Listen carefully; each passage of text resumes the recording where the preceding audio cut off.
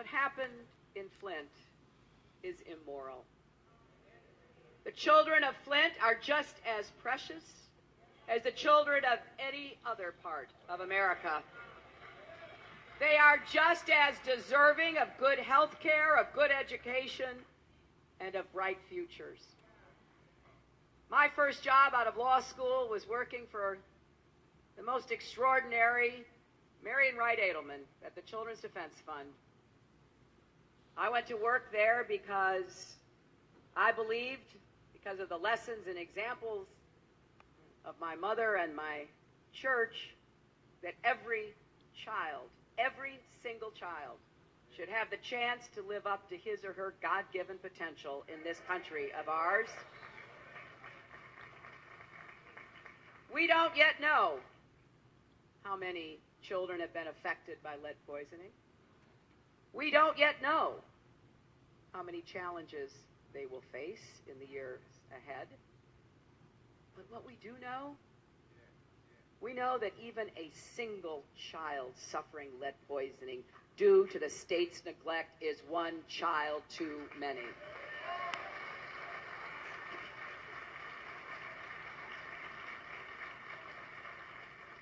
And we also know we need action now, not next month, next year, down the road. We need action now. Senator Stabenow and Peters and your other congressional representatives are working to pass an amendment to get $200 million to fix Flint's water infrastructure. Congress needs to pass that bill immediately. This is no time for politics as usual. Flint should be able to start making the repairs you need to restore safe water as soon as possible.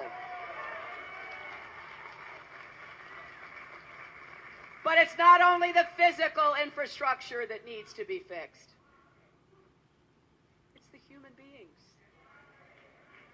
We need to do so much more to provide health care and educational supports for Flint's children, to test for lead and its effects on an ongoing basis and treat them. You can't just take one test and know you're safe. We need to make sure Flint's kids are getting good nutrition to help counter the effects of the lead.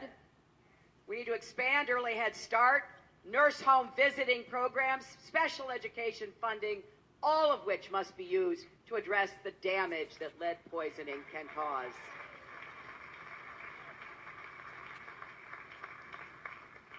I have seen for myself, my friends, the incredible good work programs like these can do.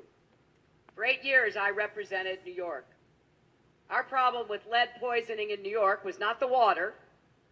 It was the lead-based paint on the old houses that people lived in.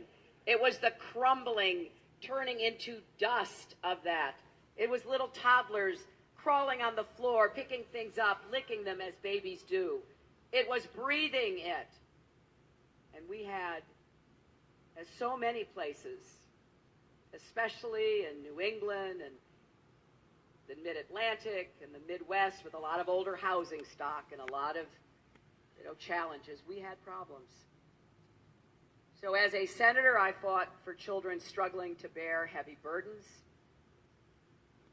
And I will fight for you in Flint, no matter how long it takes.